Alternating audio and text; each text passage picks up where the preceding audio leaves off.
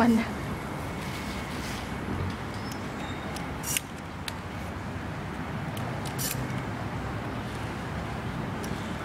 ถ้าเห็นอะไรผิดพลาดก็เฉยไว้นะ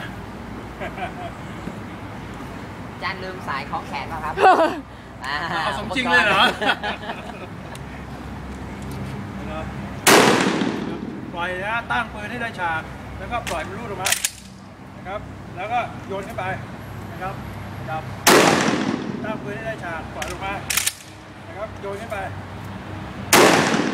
ปล่อยลงมานะครับโยนขึ้นไปปล่อยครับเตรียมปืนครับ